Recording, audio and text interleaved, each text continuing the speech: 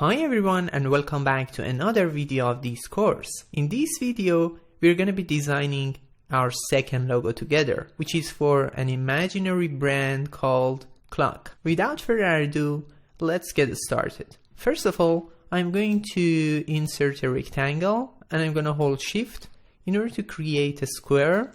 Pretty nice. Let's set it to 200 by 200 like this. Then I'm going to increase the corner radius of 3 corners, okay? So I need to change the top left corner to 100, the top right corner to 100 as well, and the bottom left corner to 100, like this.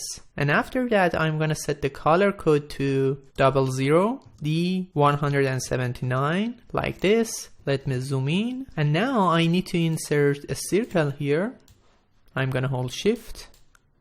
Pretty nice. And then I'm going to use a gradient for that, the linear one. Let's set the first color to the same color as we have for our main square. Okay. And the second color is going to be a little bit darker. So let's write 038, 750. And I'm going to increase the opacity to 100 like this. Then let's change the direction to get something like this. Pretty nice, isn't it? Now I'm gonna scale it a little bit. So let's click on this Move Tools. And here I'm gonna choose Scale. You could also press K on your keyboard. And I'm gonna hold Shift. And let's scale it. Pretty nice. Let's set it to 176 by 176. And the paddings are going to be 12, as you can see. Then I'm gonna click on this arc circle. And I'm gonna hold Shift like this.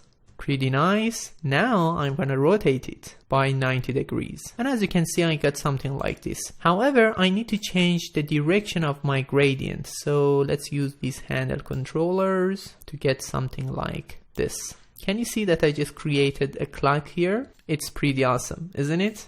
Then I'm going to add a text and the font is Roboto. So let's write clock. And it's going to be 80 points. I'm going to change the color to the same green. Let's align it. Its left padding is going to be 16 pixels, like this. And now I'm going to group them. Let's call it clock. And that's all. Did you see how easy it is to use simple shapes for creating amazing logos? Alright guys, that's all for this video. I hope you enjoyed it and I will see you in the next video.